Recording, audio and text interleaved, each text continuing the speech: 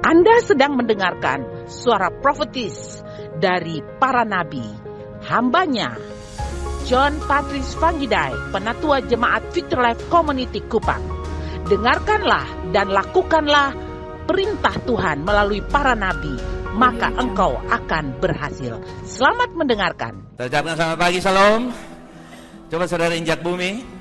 Pasti, bukan kasih bunyi, injak saja. Kuat, coba tarik napas, hitungan 2, 3, lepas. 1, 2, 3, lepaskan.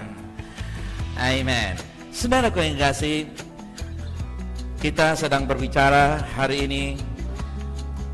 Kita diberkati karena identitas kita di dalam Kristus. Pada bagian yang keempat, saya akan sedang berbicara tentang kekuatan dan kuasa dari sebuah identitas. Anda dan saya bukan orang sembarangan. We are heavenly people. Amen. Kita adalah masuk surga, makhluk surga yang diam di bumi. Haleluya. Untuk itu kita perlu menghayati siapakah kita di dalam Kristus.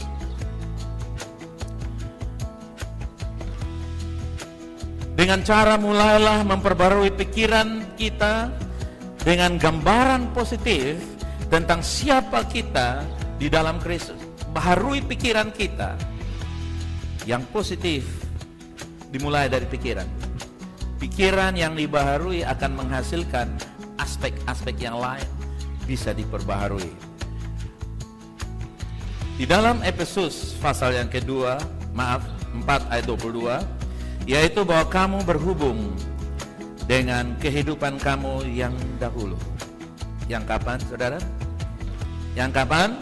Yang dahulu. Yang dulu harus menanggalkan manusia lama. Berarti manusia lama dahulu sudah ditanggalkan, yang menemui kebinasaannya oleh nafsunya yang menyesatkan. Hidup lama yang menyesatkan sudah kita tanggalkan atau runtuhkan di dalam kepercayaan kita kepada Yesus Kristus yang sudah mati dan bangkit untuk kita.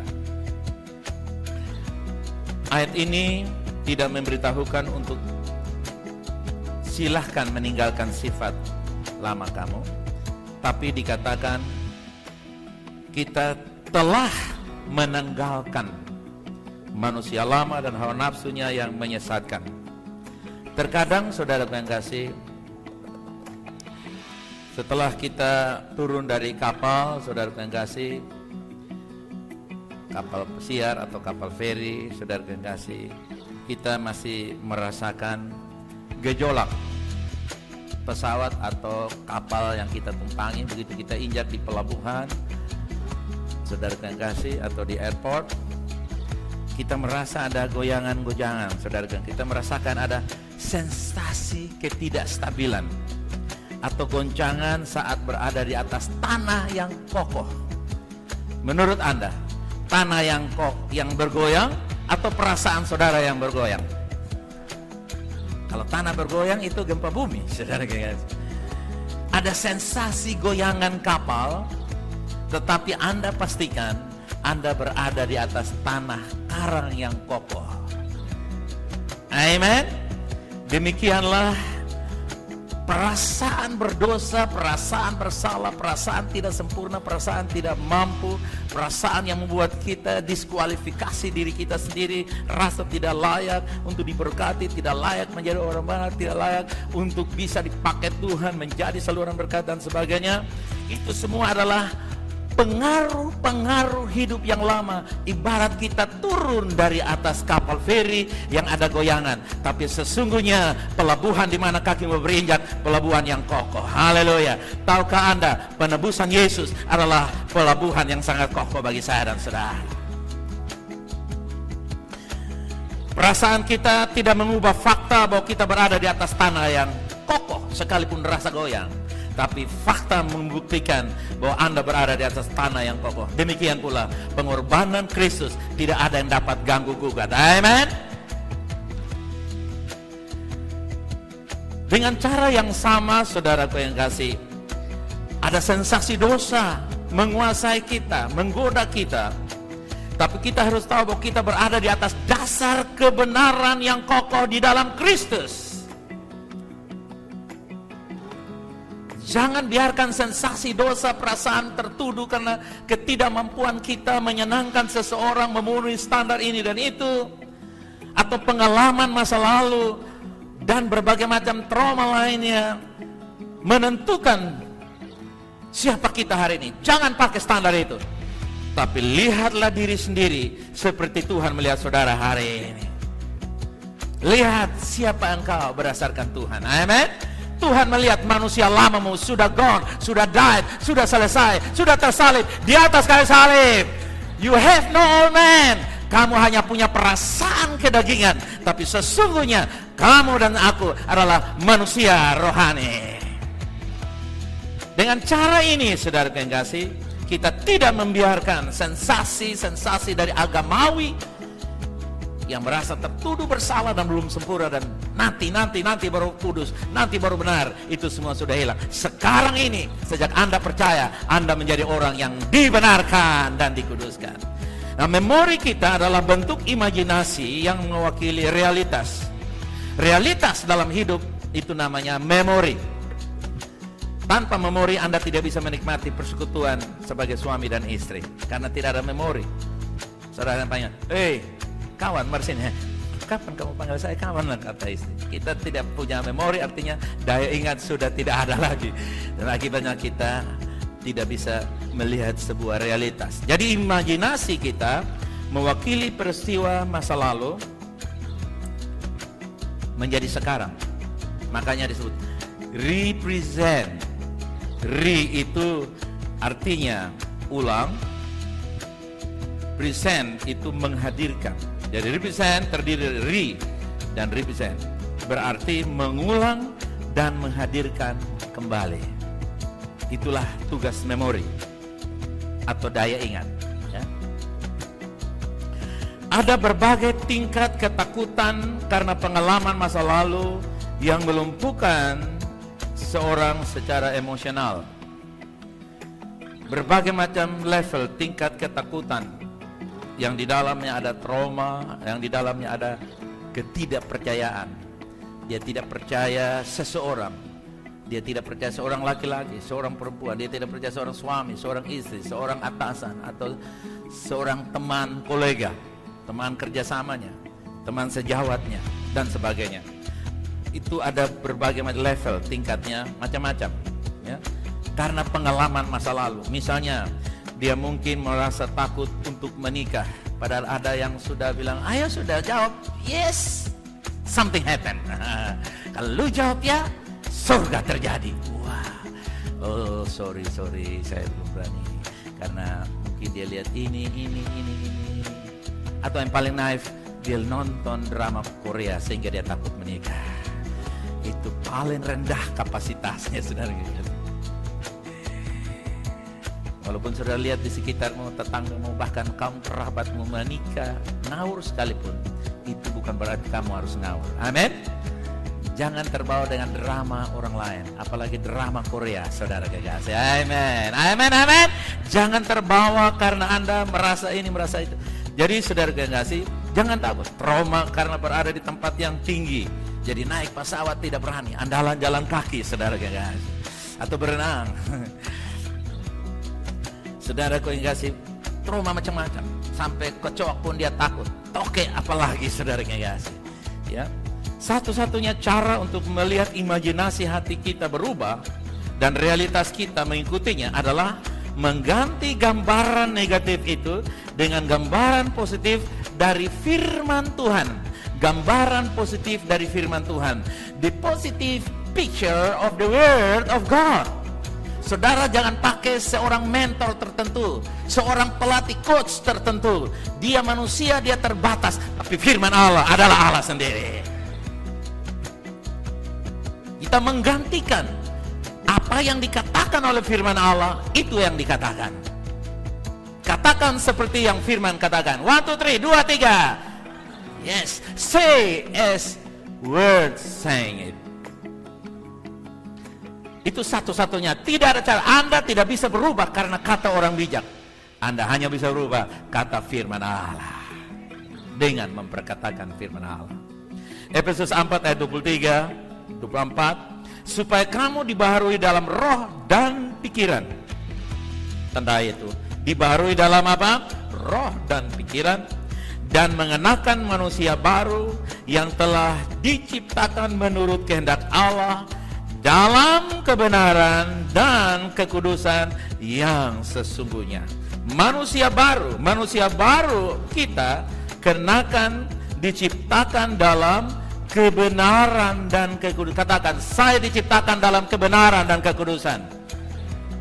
That's your ID.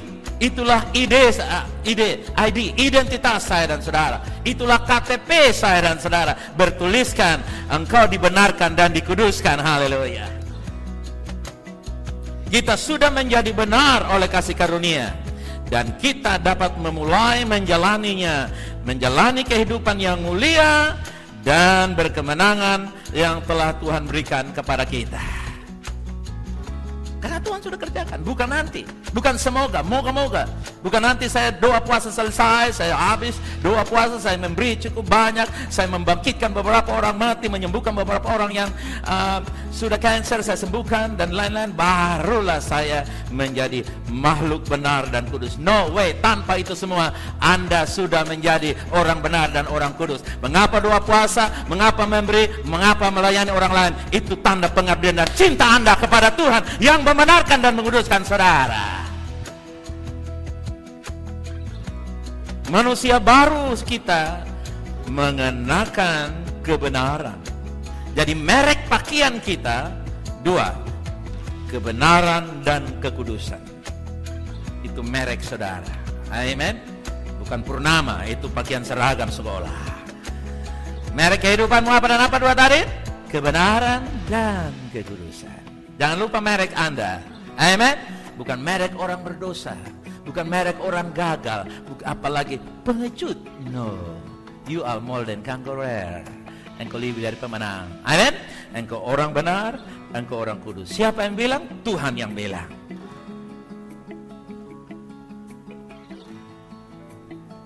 Apa yang Anda perhatikan, Anda memberi kekuatan ke hal itu. Dengan kata lain, yang Anda perhatikan, itu yang Anda support.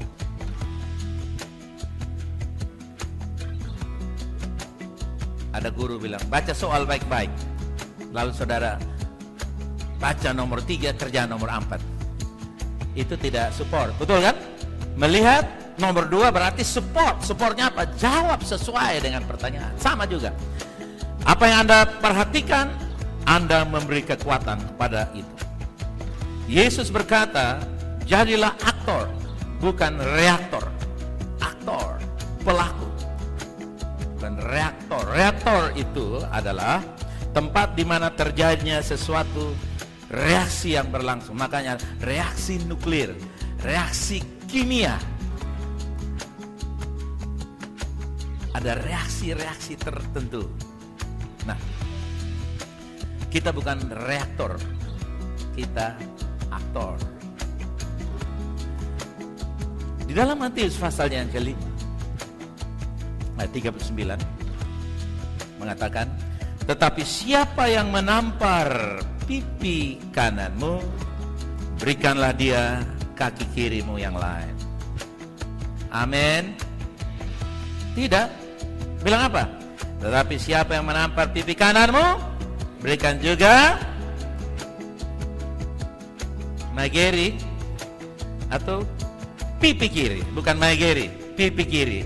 Ya. Wah, dari kasih sudah dapat kanan, kasih kiri lagi. Dan selanjutnya Tuhan tidak bilang apa-apa. Berarti itu tindakan saya untuk bebas. Begitu kasih kanan, kasih kiri, terakhir siap. Saya akan layangkan kedua telapak kaki saya kepadamu. Karena Tuhan tidak bilang apa-apa setelah kasih kiri dan kasih kanan. Selanjutnya Tuhan bilang, terserah lu. No, tidak begitu. Kebanyakan orang ini tidak kidal, bukan? Mungkin dalam ruangan ini atau saya, tidak banyak orang kidal. Hanya 1-2 orang. Kidal itu artinya kiri. Kebanyakan orang kanan, saudara. Artinya, jika Anda ingin menampar seseorang, kemungkinan besar Anda akan menampar pipi kirinya. Karena Anda menggunakan apa? Tangan kanannya.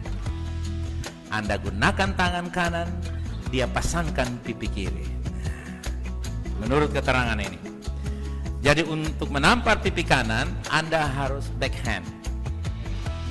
Nah, orang Yahudi, kalau Anda pukul begini, itu artinya buka baju, buka jaket, buka sepatu.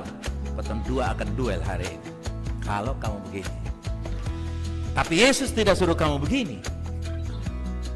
Yesus suruh kamu, kalau orang ayun, kamu jangan tunduk, kamu kancingkan badan.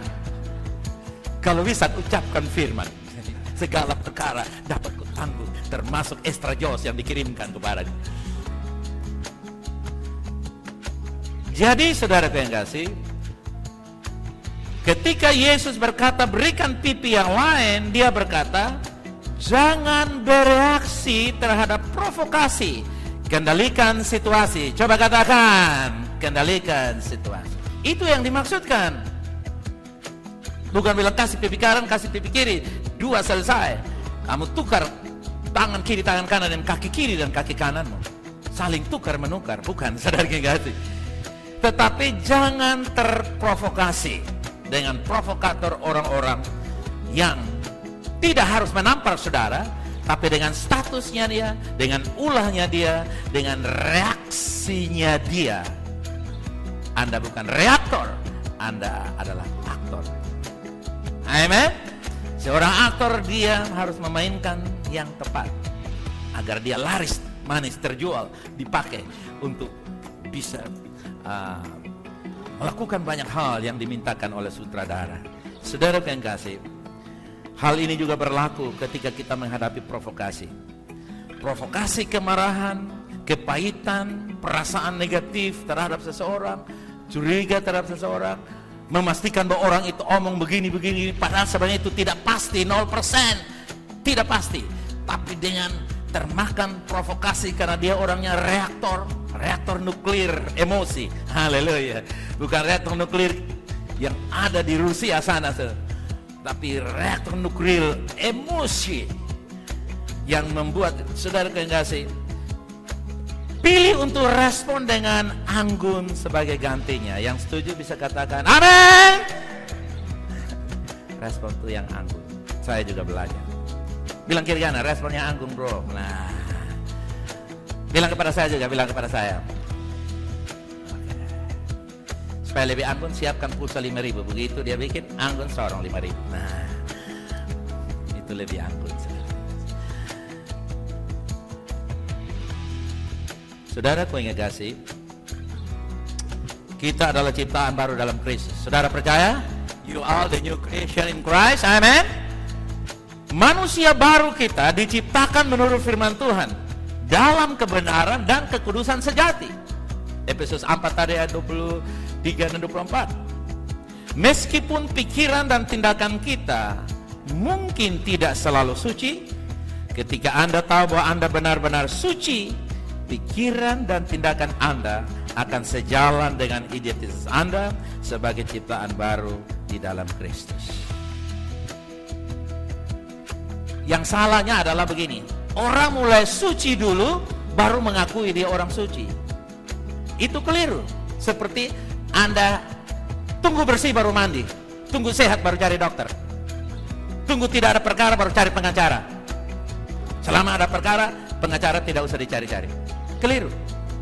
Kelirunya adalah begitu, bahwa kita tunggu kudus, tunggu suci, penuh kasih, penuh kemuliaan, baru kita bilang aku orang benarnya Allah, orang sucinya Allah. Itu sampai anjing menyanyi haleluya, puji Tuhan, tidak akan pernah bisa. Itu akan bisa terjadi dengan natural ketika Anda mengakui saya orang benarnya Allah, dikuduskan dan disucikan. Ketika Anda mengakui itu, pikiranmu menggerakkannya dan kaki akan melangkah dengan mulus untuk melakukan kebenaran. Karena Kristus sudah mengerjakan bagi saya dan saudara, kita hanya percaya dan menerima dan mengeluarkan apa yang kita terima. Ini adalah identitas yang pertama-tama harus Anda lihat di dalam imajinasi Anda.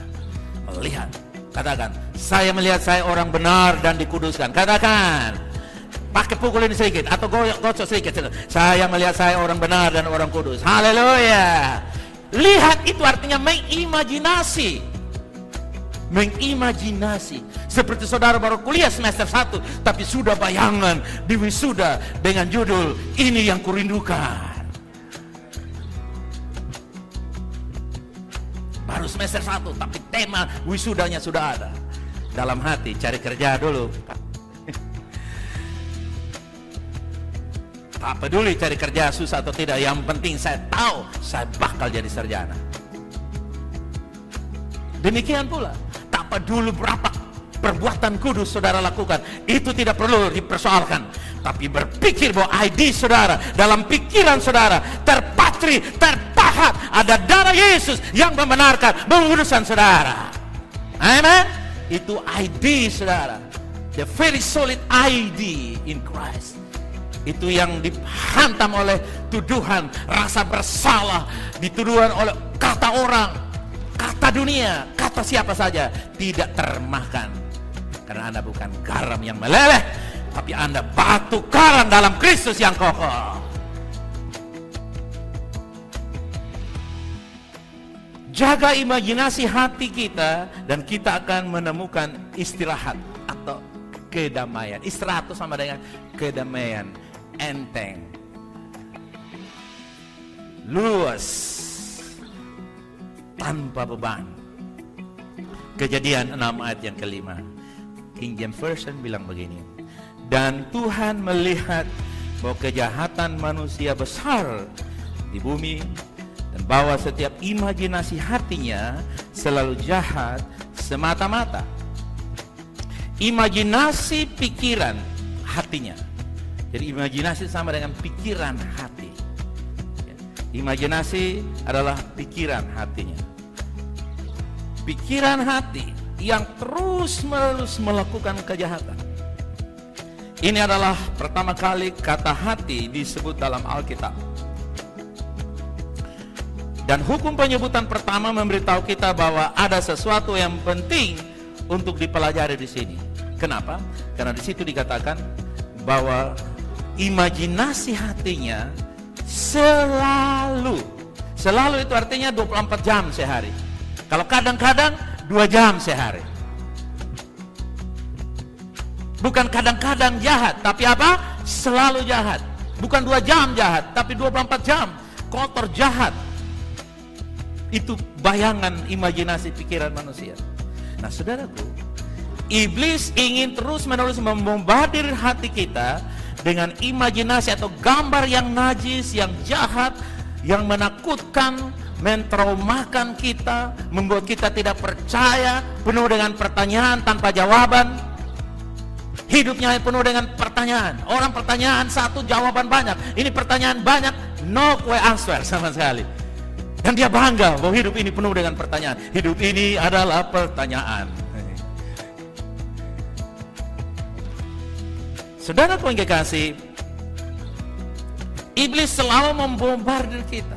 Nah kalau iblis sudah membombardir kita, please kita jangan jadi suami membombardir istri dengan kesalahannya. Jangan menjadi istri yang bombardir suami dengan kesalahannya. Jangan jadi orang tua yang membombardir saudara kekasih anak-anak dengan kesalahannya. Jangan jadi guru yang membombardir murid-muridnya dengan jawabannya yang belum pas. Bukan bodoh. Nggak ada murid yang bodoh. Amen. Saya pernah dibilang paling bodoh, paling nakal. Tapi di kemudian hari karir tangan saya bermiliar saya bisa jual dengan hasil tangan saya. Padahal saya dibilang bodoh. Kepala sekolah dan guru agama saya atau kepala sekolah dan guru olahraga saya kasih naik saya di muka.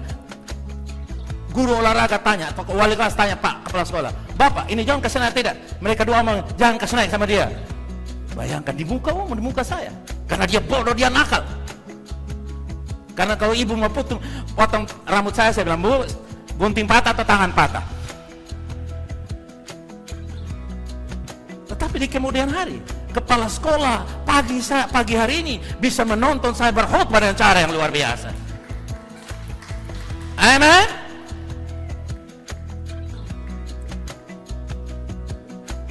Kenapa? Karena orang membombardir. Setan sajalah, cukup sudah setan yang membombardir kita, amen? Jangan kita lagi membombardir. Orang, kakak dia sudah terlalu. Nanti jawaban dari sana, kamu lebih terlalu lagi. No way. Gak ada yang lebih keterlaluan. Tuhan tidak pernah bilang kita keterlaluan, amen? Haji Omar Rama bilang terlalu, ya itu dia. Tapi Tuhan gak pernah bilang itu. Dengan HP, smartphone kita dan media sosial, kita terus menerus dibombardir dengan banyak gambar setiap hari, dan banyak diantaranya bukan dari Tuhan. Sebaliknya, saudara yang kasih, kita mesti pilih dan merenungkan hal. Tidak semua gambar mesti saudara lihat di HP saudara. Bilang, kok ini teman yang posting? Biar teman yang posting lah. Biar orang yang posting. Kan itu HP kamu bebas saja dia berseliweran datang. Dia mencari siapa yang dapat ditelannya, saudara yang kasih. Siapa yang dapat dipengaruhinya. Filipi 4:8 dikatakan, berpikirlah yang baik. Coba katakan, yang baik, yang sedap. Katakan. Itu yang dipikirkan. Karena pikiran itu sumber kehidupan. Kalau kamu isi dengan pikiran yang baik, sedap didengar, pikiran yang baik, yang punya pengharapan, yang memberi kepada kita peluang-peluang, berikanlah dirimu peluang dengan berpikir yang positif.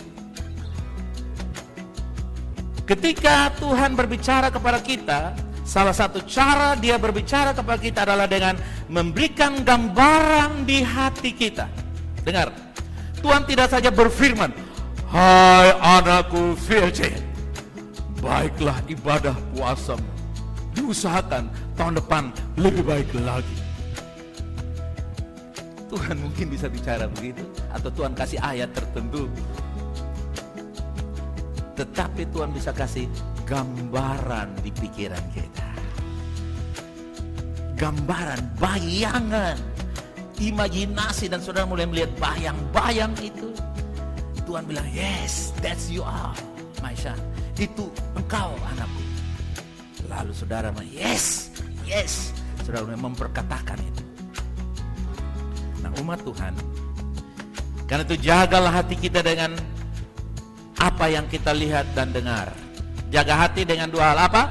Lihat dan dengar. Mata dan telinga adalah gerbang menuju pikiran.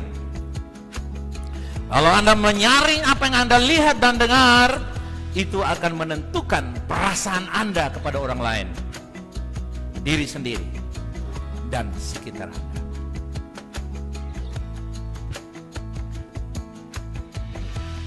Ada orang yang tidak percaya kalau dibilang rumput kuning, saudaraku yang kasih. Dia ngotot, tidak hijau, tidak kuning, tidak hijau. Ternyata dia benar hijau karena pakai kacamata warna hijau. Tapi ketika dia buka kacamata, coklat adanya. Bilang kiri kanan, pakai kacamata firman Allah. Nah, apa-apa tuh pakai kacamata apa? Firman Allah. Jangan kacamata yang lain, karena yang lain itu tipu daya, menyesatkan dan menyusahkan kita.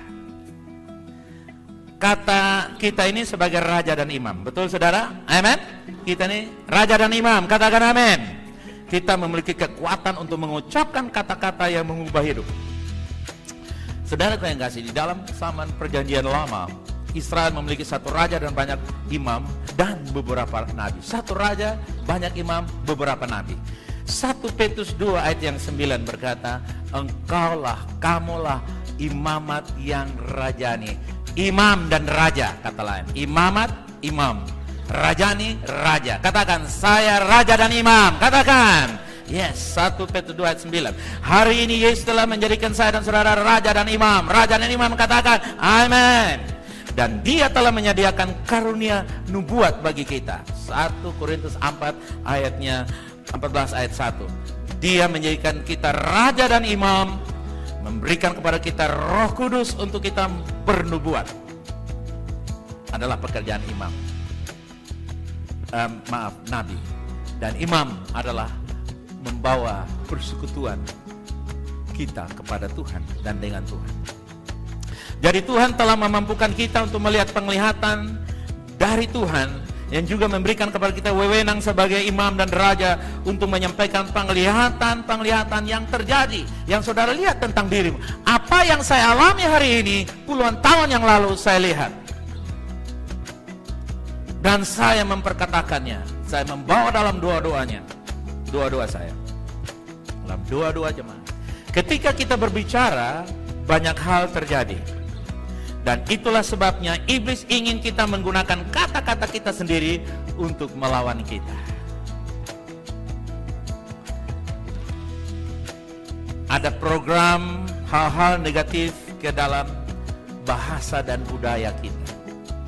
Lihat anak kecil sana, mereka punya simbol-simbol yang ngeri. Masih kecil, idiot pun simbol-simbolnya mengerikan, saudara kasih. Kemarin pulang dia bilang, weh ini satu pop, weh dia punya simbol mengerikan pop. Anak idiot saja masih bisa punya simbol-simbol yang mengerikan. Itu idiot. Program-program negatif yang masuk ke dalam bahasa dan budaya, yang membuat orang maki, melakukan hal-hal yang kotor itu menjadi simbol-simbol umum untuk katakan ya bagi tawaran-tawaran teman mereka atau kolega mereka. Nah ini saudara yang kasih adalah cara setan untuk membuat kita memperkatakan. Padahal Amsal 18:21 berkata, bilang apa? Hidup dan mati dikuasai lidah. Siapa suka menggemakannya akan memakan buahnya. Jadilah hidup dengan sadar bahwa kuasa hidup dan mati ada dalam lidah saya. Coba katakan, hidup dan mati ada di sini. Nah, coba kasih tunjuk, hidup dan mati ada di sini. Nah, hidup dan mati ada di mana kawan? Ada di sini. Amsal 18:21. Siapa yang suka menggemakannya? Kalau kamu gemar mengatakan kamu tidak jadi uang, kamu jadi bubur, kamu tidak laku, kamu tidak pakai, kamu tidak bisa, kamu punya masa depan suram, kamu hanya sekedar tukang makan, kamu hanya menghabiskan fasilitas surga, maka terjadi. Kamu omong, kamu ucapkan, itu yang datang. Tidak mungkin orang panggil saya Martin, saya bilang iya. Demikian pula, kalau orang panggil yang dia mau, yaitu John, maka saya akan bilang iya. Nah, kadang-kadang orang dengan penuh penghayatan sekali kata, saya turunan Mah, saya turunan darah tinggi. Lihat kakek, saya punya kakek mati terbanting dari atas pohon tua, maka saya mungkin jatuh terbanting dari atas Innova.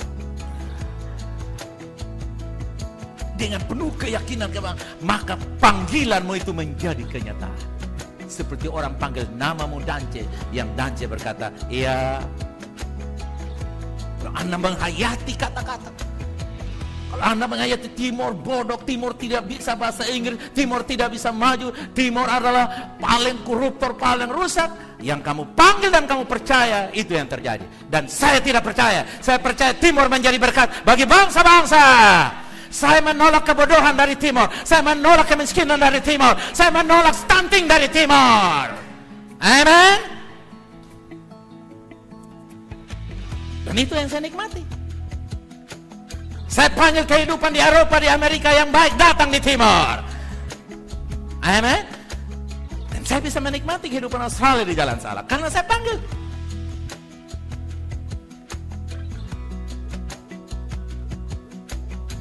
Dan datang, bukan saja kehidupan, bule langsung datang jadi anak saya. Amen.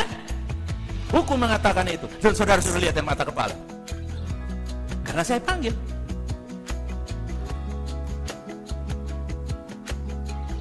Saya menggunakan perkataan mulut saya. Jadi orang bisa mengatakan segala macam hal tentang Anda yang buruk, yang mengerikan, tapi kita jangan berbicara tentang diri kita. Yang katakan, saya menentukan, bukan orang lain. Katakan. Kadang-kadang suami istri bilang, lu laki-laki percuma. Oh, lu lihat ya, bekasnya bebitan sen percuma. Baru gitu saja. Langsung istri, lu negara. Baru kena sedikit sasu air. Suami mendengar istri bilang, lu tidak bisa. Sayang, dengar, saya akan buktikan. Oh, besi galin pun saya patah ke sana. Jangan tambah lu patah juga, jangan tambah itu. Jangan tambah itu. Buktikan. Dan istri baru ngomong saja langsung dia, padahal dia sudah tahu nih, nanti dia akan bikin begini, akan bantu jadi begini. Kadang-kadang istri-istri juga mereka lihai untuk bagaimana mentrain suami. Dan dengar, kalau kamu bisa olah istri di rumah, kamu bisa olah satu bangsa dan negara. Amin. Amin. Ada satu direktur saudaraku yang kasih. Tiap hari dia meneliti istri, dia kalau survei dia kalau kan dia bagian HRD. Kalau dia jalan di perusahaannya dia lihat istrinya begini. Sambil lihat perusahaan. Lalu mereka tanya, "Bapak, kenapa Bapak survei kita tidak pakai formulir tapi pakai foto istri?" Dia bilang, "Ini saja saya talukan, apalagi kalian semua di sini."